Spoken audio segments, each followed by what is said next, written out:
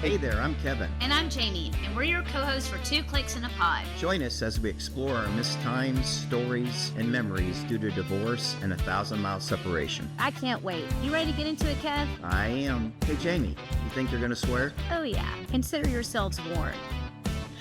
Hey, what's going on? Not much. I just love the countdown. It's my favorite part of this whole experience. Watching the numbers flash before your eyes. And 5, 4. What movie was that when they did that? Do you remember? I have no clue. No, I don't. I don't either. I've seen it recently, but not on the movie. Remember? And they would go, no, you don't say 3, 2, 1. Don't they do that? They're like, you stop counting. I wish I could remember what you want to. Let's get this thing going. Yeah, let's start it off. This has been a long time coming. It has. Yeah. And we're here. All right, let's do this. So should we start by introducing ourselves then?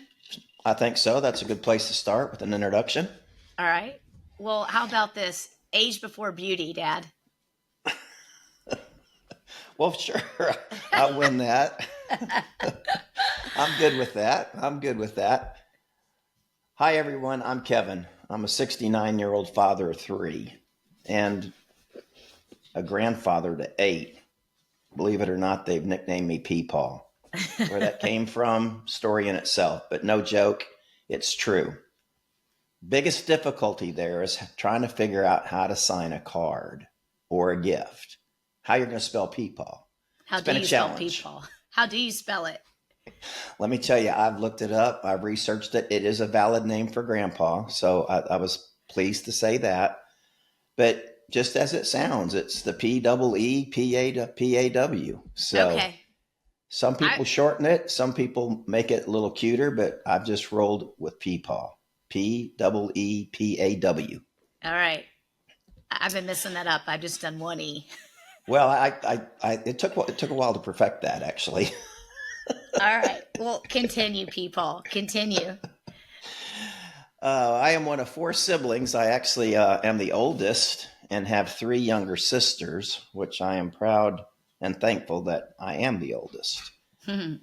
As far as my relationship status on the tax form, I get to check single. Single due to divorce.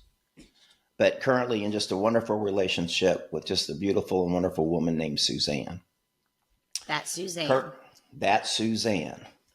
Currently, we, as you know, after being in Texas for 42 years, kind of just decided to pick up stakes and move to Nashville, Tennessee, which has been home for about seven months, and a welcome change and a little bit of a struggle to get that move and get settled in, but all is good. Leaving Texas was rather difficult, but still a proud Texan, trying to say the same and learn the same about being in Tennessee, which we do love it here. So a good future moving forward. And I've been in the heart of the music community, which you love so much.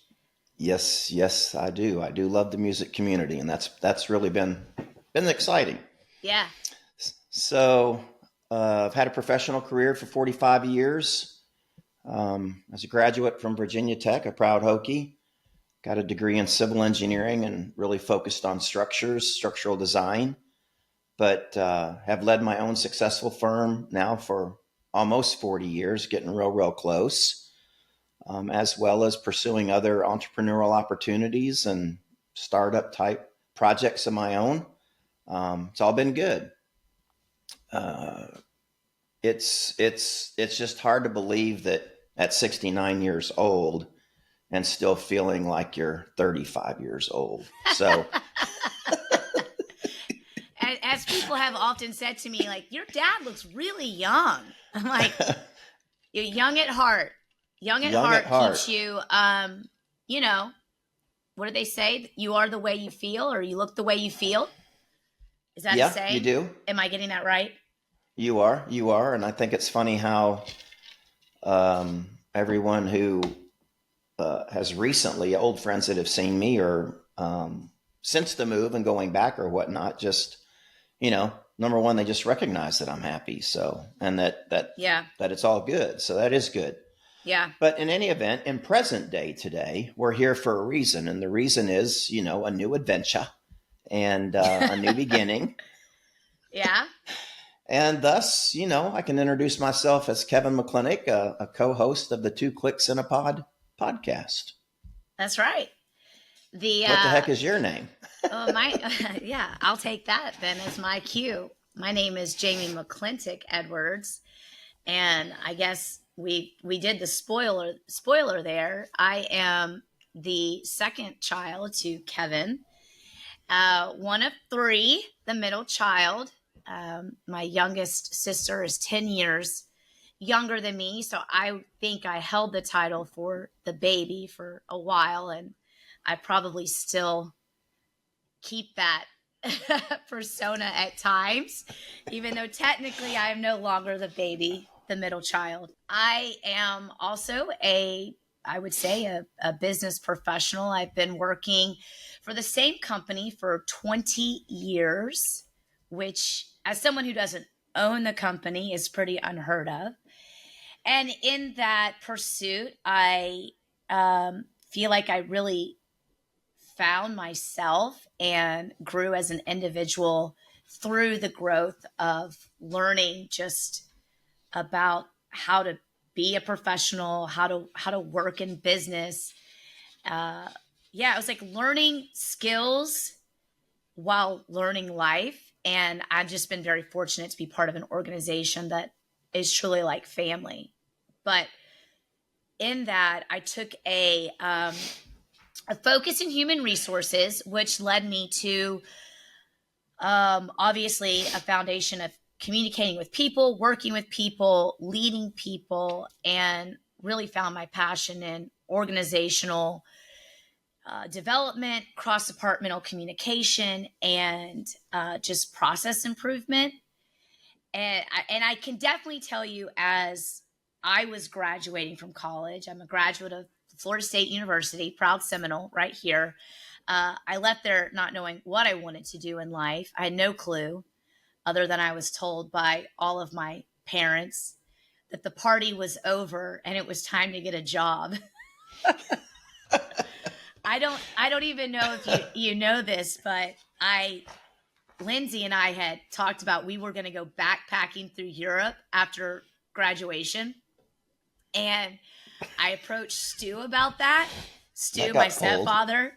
And he's like, what's the plan? Where are you going to go? And I said, Lindsay and I are going to go backpack through Europe. And he was like, no, your ass is getting a job. Like literally the party is over and you're going to find a job because last time I checked, you have no money. So anyway, I graduated from college with a degree in international affairs, and the childhood dream of being the next Katie Couric obviously did not happen. But I guess, the backstory there is obviously just always loving to talk. I never shied away from being on the stage, being in front of people, and not about performing, but just communicating. I liked talking to people, learning about people, and being a part of whatever was happening. So, I guess, looking forward to taking that love of communication into this next adventure with you, Dad. And super stoked about it. But I guess personally, I'll say that outside of all of that, I am a wife and a mother to 2. I have an 11-year-old daughter and a 8-year-old son. And days are very challenging as a mom, as I'm sure most working mothers can attest to that. And every day is there's something that you work through, but it brings probably the most joy to my life right now. And I'm very proud of the family that I have built, my family being my direct family, and what we have here. I live in a suburb outside of Philadelphia, Pennsylvania, in Media, PA.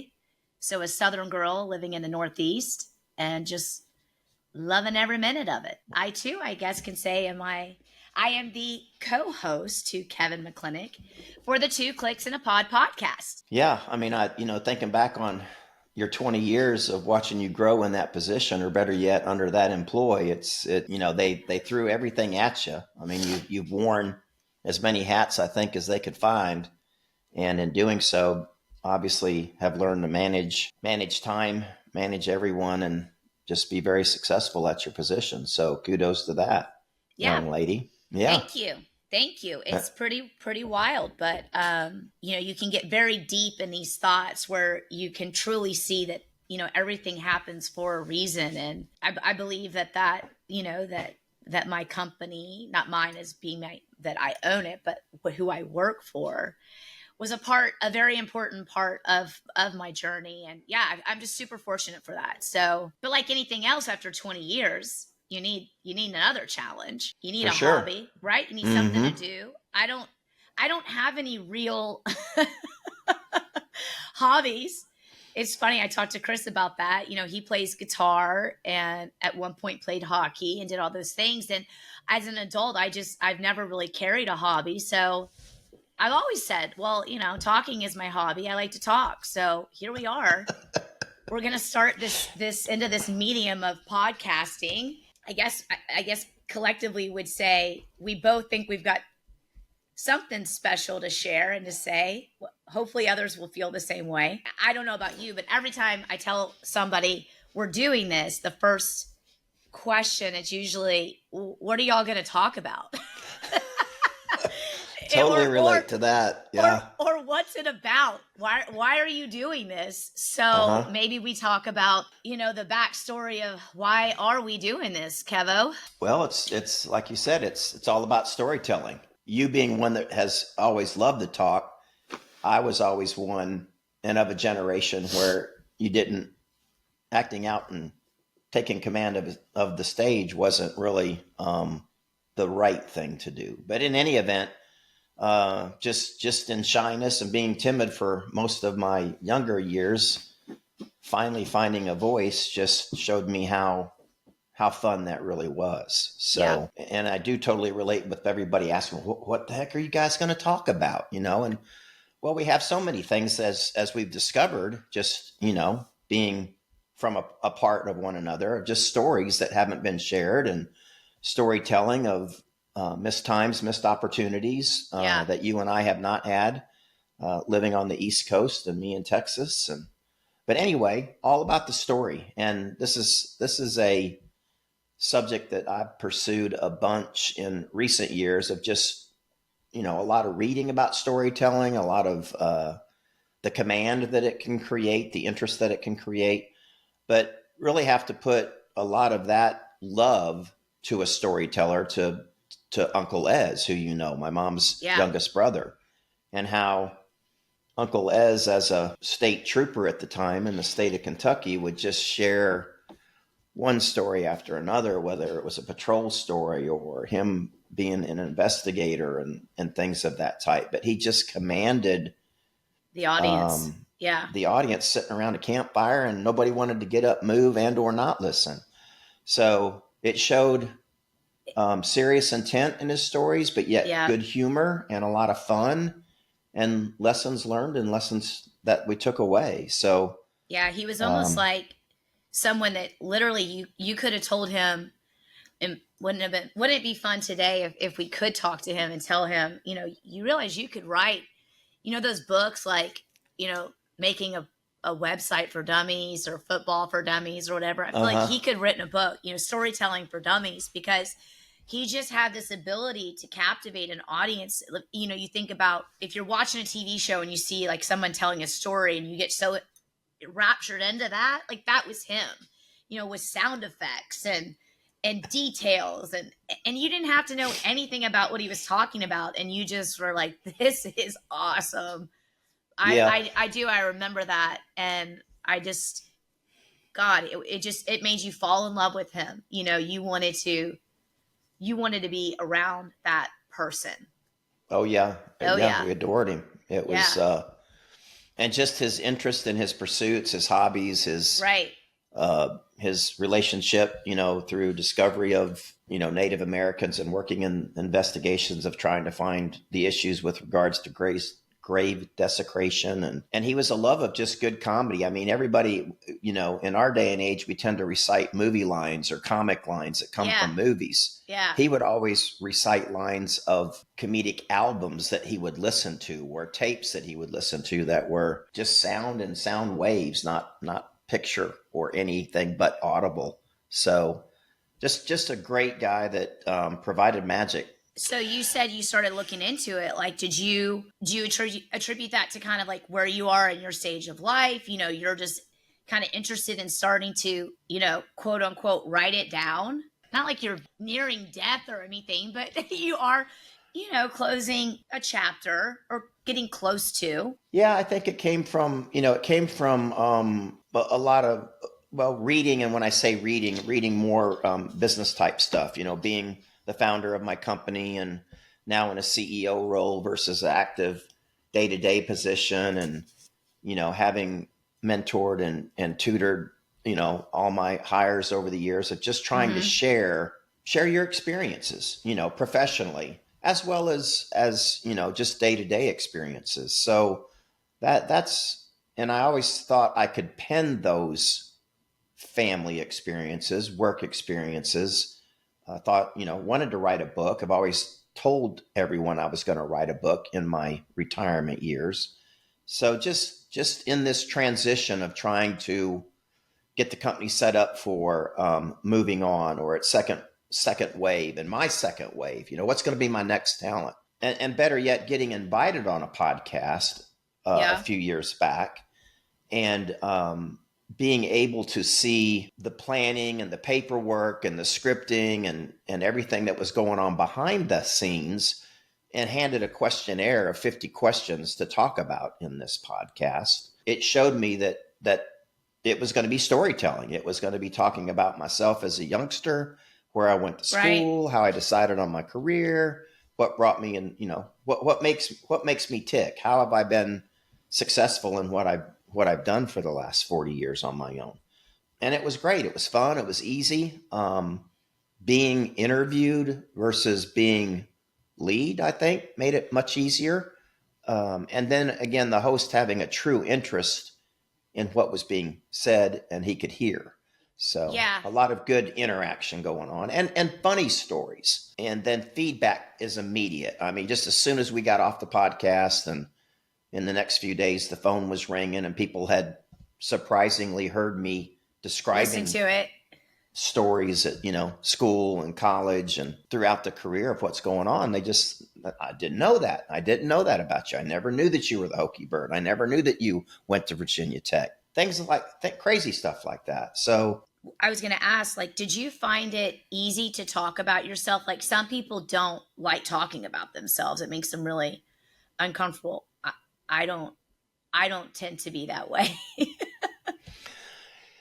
Well, when you and I engage, I think with family members, with three sisters, I've kind of learned to remain silent at times. But I mean, I've always tended to be more on a shy side, as I mentioned earlier. But with my business, with my having to go out and find work, create work, sell work, it took me stepping out in front and actually being who I genuinely wanted to be. Right. Yeah. So it was a forced survival mode that put me there. So I always like getting up and talking about knowledge and what I know. Yeah. I'm not one to talk about personal successes or, not like brag about yourself, but no. Yeah. And that's a good point. I guess that's not what I meant. Like, not that you were bragging about yourself in that, but who are we kidding? When you are telling your story to people, I mean, you want to obviously highlight your successes. Sure. You don't want to, you're not one to necessarily want to highlight the successes and the failures or the challenges or the mistakes. And, I think that that's what's cool about what we're planning to do here, is kind of like a, no holds bar, our stories, sharing our stories, and not looking forward to, I think, not being afraid to talk about the good, but also what's been hard and share that with others. Yeah. But I digress a little bit there. Sorry. Well, I think again, the whole purpose is again to get in the practice of storytelling Right. and better yet from storytelling, we get to write a script, we get to take a mission, we get to try to actually accomplish that mission. And it just creates those good little short stories that kind of keep in the back of the mind that may one day lead into an actual memoir or a book. But and as we did, and in talking about this, and me kind of one day telling you, I really think about doing a podcast, and that just kind of created the wave moving forward, and brainstorming with your girlfriends over one weekend of just actually seeing that idea caught on with them, knowing us, and because we quickly learned that you didn't know everything. I don't know everything, all the stories on your side or you're on my side, just because we weren't together constantly. Well, and when you brought it up, I remember we were all sitting around having happy hour, and of course, meaning we had probably had a couple of drinks into our happy hour. we were a couple of happies already. Were we a couple of happies in? So I just remember you being like, I was thinking about this, and me, especially when I am feeling happy, not one to shy away from thinking I'm one of the most entertaining people there is. I'm like, oh my God, yes, we could do this. Like I've been wanting to do a podcast. I've just been waiting for who wants to do this thing with me. And the girls would always say, you should do a podcast. But then they'd go, but what would it be about? What would you talk about? What would you do? So with them being in town for, annual girls weekend. And when you said that, they were like, yes, this is it. Like, this is what we've been waiting for. So obviously I was intrigued and excited, but like anything, when you had a couple of beverages, these ideas are great. And then a week later, you were like, no, really, do you really want to do this? And I think I was like, well, yeah, and I think we've learned that not only do we have enough content, because there's a lot of things we don't know, but we've learned a lot, that there's a lot that goes into this process. So yep, it's another job for sure. Yeah. It's a lot of fun. A lot of fun. Yes, it is. So what would you say? So that's kind of like how I guess we got here. Just you having a desire for storytelling, looking for the platform to do it, what's going to be the content, seeing that I had an interest in as well. So we get to that point. And then I think as we started talking more, we got to this idea of the missed knowledge, the missed, how you said it was beautiful, the missed opportunities, the missed moments. And that was from, learning at 42 years old that you and mom, you guys being divorced, had your honeymoon at Disney World. That was like where we came up with this idea of, oh my God, because I said, how did I not know that? Random, so random, by the way. I could not pick two more people to not go to Disney World for their honeymoon, but whatever. And so I think that was kind of where we said, well, this could be it. This could be how we do this, is we use the time to explore all of this missed information, missed stories, missed moments, missed opportunities due to our personal dynamic, which, maybe I'll let you give a little bit of that background on when we talk about how our dynamic was different than the traditional father-daughter situation. Well, yeah, I mean, that's definitely different. We were,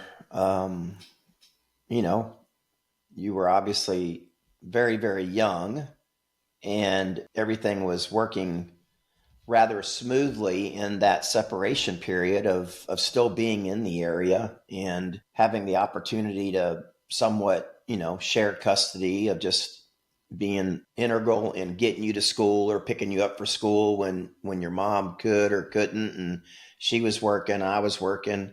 So we made that made that work. And which was a typical divorce dynamic, shared yep, custody in the same town.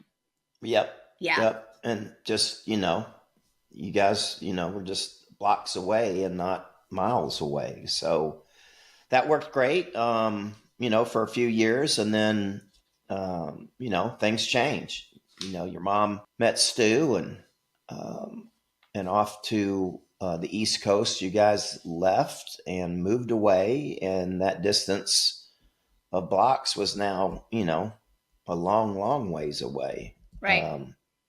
So anyway, that's what created the whole lack of time together on a day-to-day basis, Right. which was very, very sad and very depressing, to have that great, I guess, opportunity once again of just having you there, and sad to say, probably made that whole time much easier than if it were an immediate, just terrible divorce of no contact, no nothing. And it was still good. It was still healthy.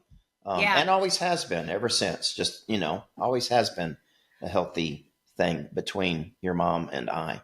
Well, and like So sitting here today, it just hit me that, we keep saying the dynamic, and I guess just how different the dynamic was for you in that distance, that separation, than it was for me. I was living with Mom and Stu and Shane. So I had that nuclear family dynamic while you were still in Texas without your children. You two had also remarried by that point in time, but mhm. at that point in time, it was just Shane and I. So you went from being, full-time dad / shared custody dad to, not having that. So that was probably incredibly lonely, and not that we didn't miss you, but it just created for me, it created two very separate worlds, is I guess how I could explain that. And I guess if I'm you now being a mom, I could see that being not, you probably had one world, but you were living on a timeline of when the kids are going to be here, and being anxious for that time to come. Where for me as the kid, it was like bouncing between two separate worlds. Because Yeah, time yeah. doesn't exist when you're a child.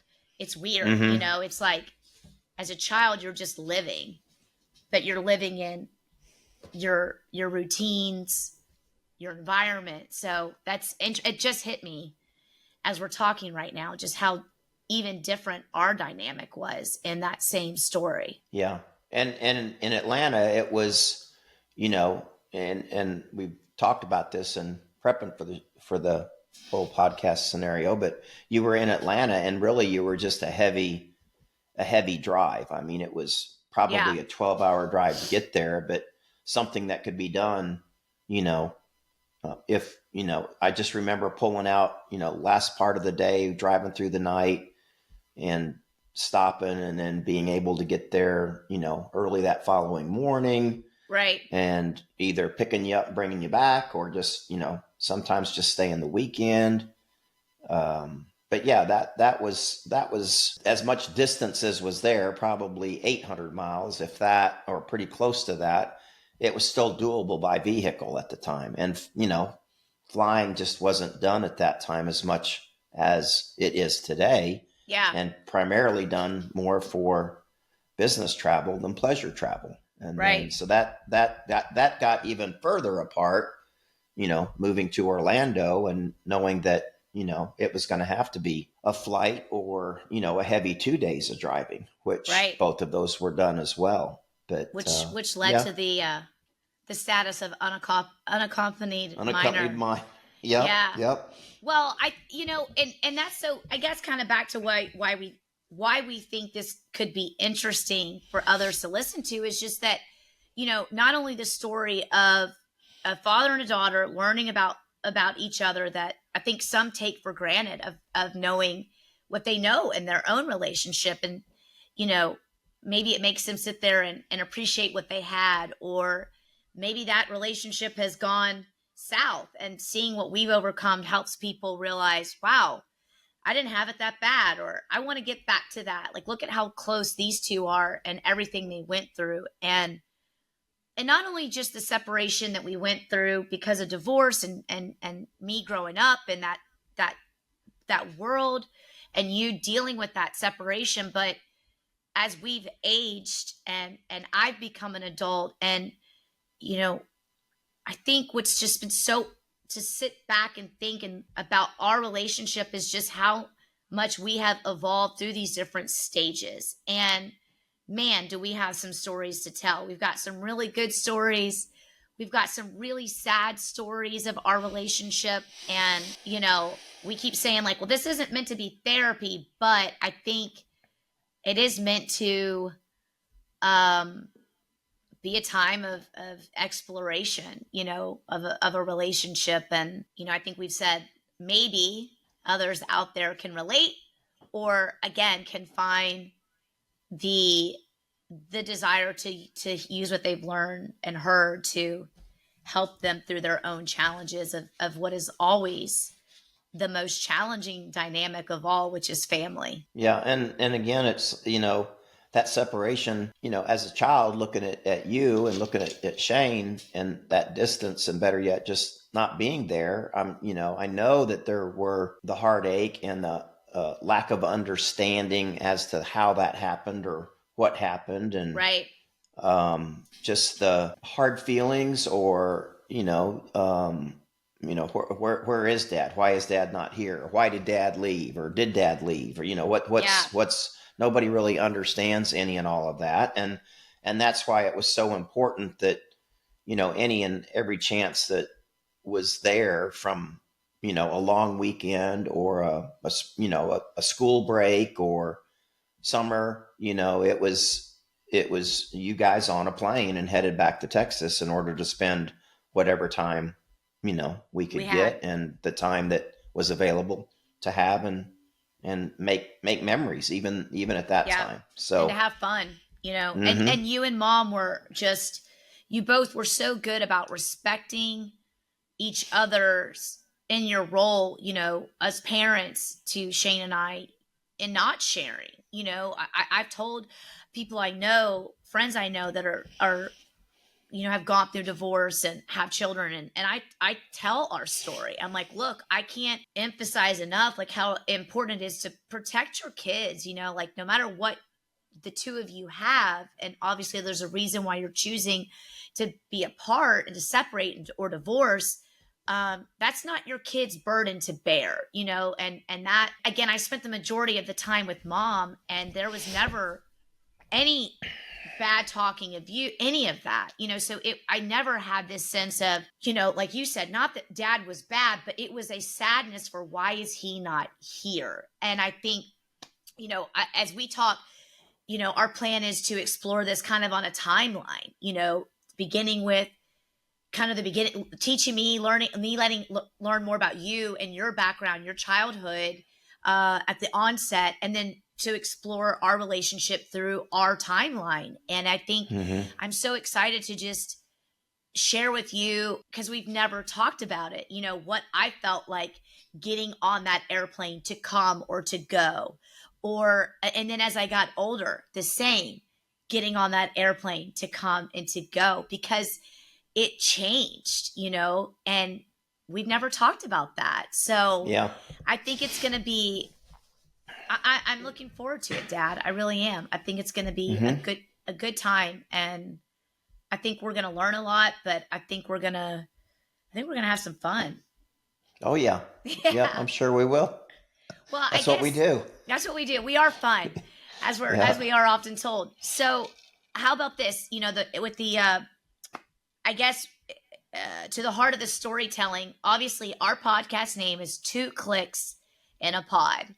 And when people have said, what's the name? And I tell them that, they're like, what is that? And I'm like, well, when you listen to the podcast, we'll explain it. So I guess we should start. Is that our first story? You had a nickname given to you in school. Yep. And somebody's nicknamed you Click. So I know that, but I don't know where that came from. So how about you share with me, so we can share with everyone, why we're saying we are 2 clicks in a pod? Well, that's a great point, and the story is I think rather comical, but Okay. as after being in Indiana through sixth grade, and we make a move to Virginia, and I enter a school as a seventh grader, which that school building actually it had 12 grades, but the high school building housed seventh through 12th grade. So as a new kid, in an unfamiliar area, obviously my last name McClintock was just continually Butchered. butchered to McClintock in every Yeah. everywhere I would go and every class I happened to attend. And it was a small school. In our class, I think we had like 58 graduating. It was a private school, Catholic school, that had different denominations of religion there, but it was still a college prep is why everybody went there. Good education, no Yeah. doubt. Run by the Sisters of Mercy out of Philadelphia. But homeroom immediately, everything that you do at that point in time, everybody wanted to make sure that you were, and we were moving through, new to me, we were moving classroom usually with each subject matter. So everybody would call roll call, and I was known as McClintock, Kevin Yeah. McClintock, Kevin James McClintock. And as I said, I wasn't bucking the system. I was just obedient, and I said yes, here, here. Same. Just so you know, same. So it's just not worth it. Now with it got time, to a point where that you're changes. like, well, Enough is enough. Or maybe for me, it was like I would correct it, and it just kept, and so I just was kind of like, I don't, whatever, sure. Same thing. I'll be McClintock, whatever. I'm sure on their census it was spelled wrong. Is the only thing I can figure think out. So okay. I would venture to bet that. And the story kind of, I think, proves that out. That in my English class, Sister Bernice, who was elderly at that time, and she lived, I know, forever, but she called out the roll, and McClintock, and I guess had enough, and I stood up. I said, Sister, it's actually tick, not talk. It's McClintock. And she looked at me and just gave me the weirdest look. And I went and turned around and sat down and looked up, and there was an eraser headed straight for me. I mean, she had picked up that eraser and just hauled off and slung it at me. Oh my God. And it didn't hit me. It just landed in front of me at my feet. And I went down to pick it up.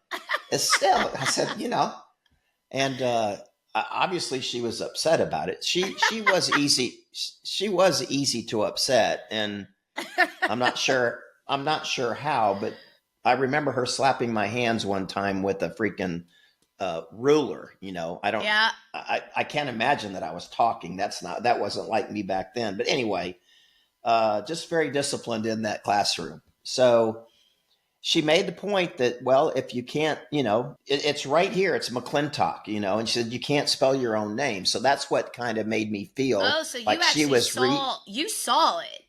It was listed as top. Okay. And I all right. had to go up, and anyway, so that's kind of the whole scenario. But two guys, Joe Ryan and Peter Clark, in my class, they watched and witnessed this for months, and I did not know them at all beginning. They were just two friends that actually came from one of the furthest points away to go to school, probably about 25, 30 miles. And drove, somebody would drop them off and drive them there, their parents, I guess, but it was a distance travel, but they knew each other is the point of the story. Good friends. Okay, good friends. And I could just tell real quickly that I wanted to be a part of that dynamic duo of those two guys. They were cool guys. They were friendly, they had all the girls hanging out with them, and all of them, and just, they were kind of the cat's meow. So, there you go. So I kind of befriended them and got just as close as I could. And fast forward, probably, I don't think it happened in seventh grade, maybe eighth grade. It could have been ninth grade. It took a while. But in a music class, we were actually prepping and singing songs for a play or some music presentation that was going on. And Peter's in that class, Joe's in that class, I'm in there, and I was called to do something, to get up in front and sing a part or be a part of a group that was singing. I know it was not a solo part. So we're up there and singing, and my teacher made a compliment to me after singing and said, that was very nice, Kevin. And Peter Clark just out of nowhere just yells, "Attaboy, click." That "Attaboy, click."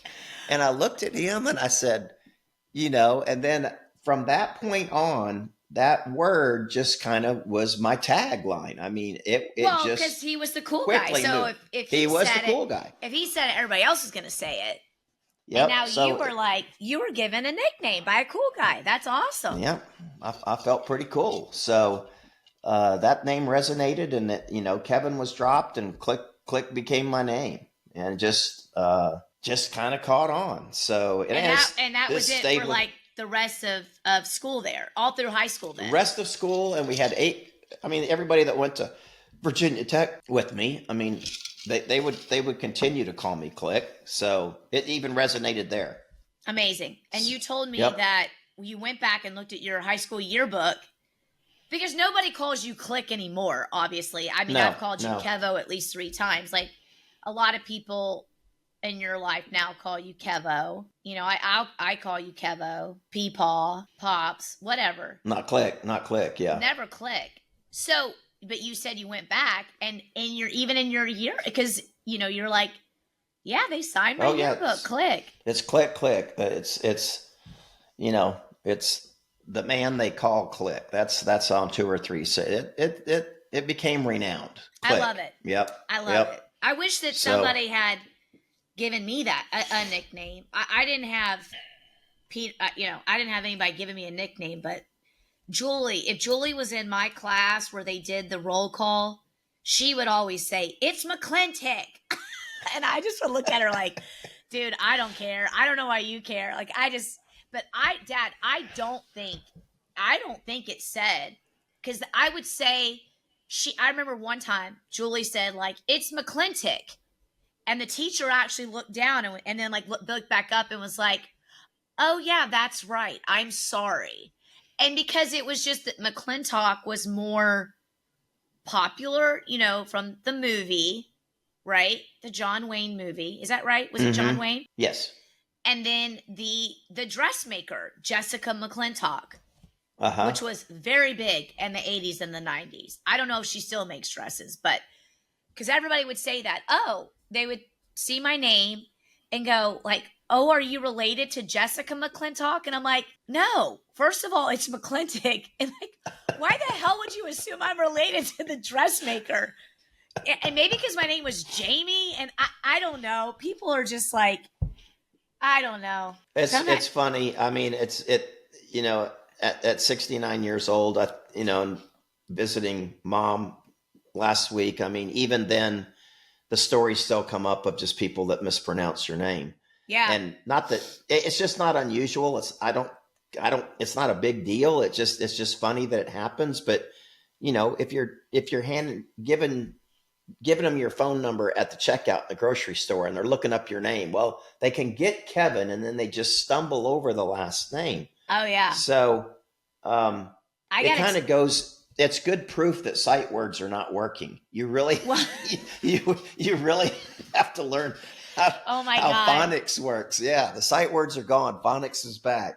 Well, and I guess to your point, it's like, I get it. You look down, and if there's things that are popular at a time, you kind of look down and you're much to your point, a sight word. It takes you there. So, I mean, I get it, but it was just kind of like, what was even crazier is, you were the oldest, so you started it in school with the 4 of you. But Shane and I went to the same schools, McClintock. I had a lot of his same teachers, and you would think that they still would get it wrong the first day of school. I'm like, for fuck's sake, and these are educators. Like, you're an educator, and you can't read a name, and I almost would give it to them if it was like sometimes you see a difficult last name, and I'm like. I mean, at work all the time with interviewing and stuff, if it's difficult, I used to get all stressed out, try to figure it out. Now I'm to the point where if I don't know, I'll just say, I'm not even going to try to pronounce your last name. I don't want to butcher it. You say it for me. And they're they laugh. It's a great intro to like open up communication, because people are like, "Oh, I know. it is hard." And they'll tell you.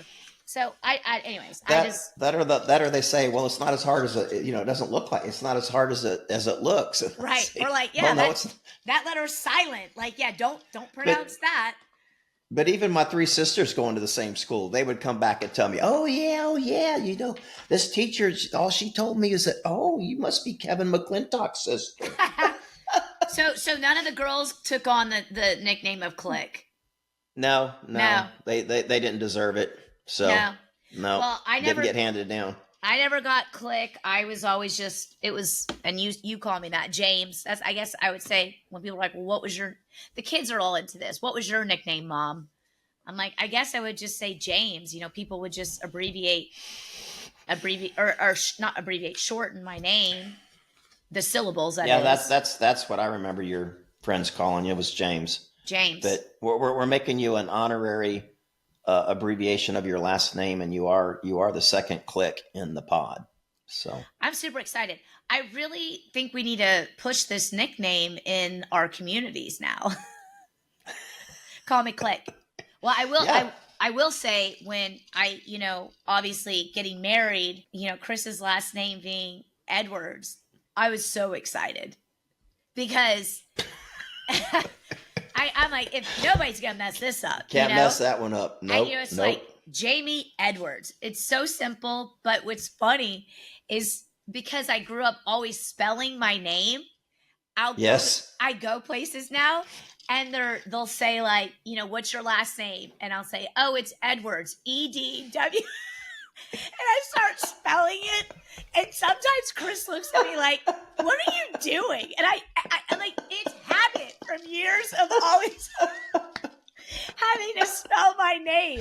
So that's awesome. I spelled out Edwards. Yeah. Yeah, that's awesome, because you're exactly right. I mean, you don't even give them a chance to ask how to spell it. You just start spelling it. That's right. They're like, what? Edwards, ED. They're like, yeah, got it. I mean, they're more challenged by, right, but how do you spell your first name? And I'm like, yes, that's a whole other conversation. That's conversation. Funny. Yeah. That's funny. All right. Well, cool. I'm excited, Click. Click 1.0, Click and I'll be Click 2.0. All right. Well, we got the first episode in, Dad. We did. It was fun, as we knew it would be. So all right. So we start off. Congrats. Yeah, congratulations to you. Thank you. Old man. Also. So we start off in this journey. Like I said, we're going to do this over kind of follow our timeline roughly. Obviously, we'll probably ping pong back and forth, but we're going to roll out the first, the next, 4 to 6 episodes, kind of covering life before children. And so I can learn a little bit about you, and we'll spend some time catching up each episode. But yeah, I'm looking forward to it. Yep, me too. It's off and running, so it will be fun times. Yeah, agreed. All right, well, until next time, I love you, Dad. Love you, Jamie. Bye. Bye. Thank you for tuning in today. With so many podcasts out there, we are grateful you chose to spend your time with us. And we'd love to hear from you. So send us your questions, comments, and feedback to info@twoclicksinapod.com, and we might feature your message in a future episode. Also, don't forget to follow us on social and head over to our YouTube channel where you can watch the full episode live and in living color. You can find us at 2 Clicks in a Pod. That's 2, as in the number, clicks in a pod. Well, James, until next time, love you. Love you too, Daddy.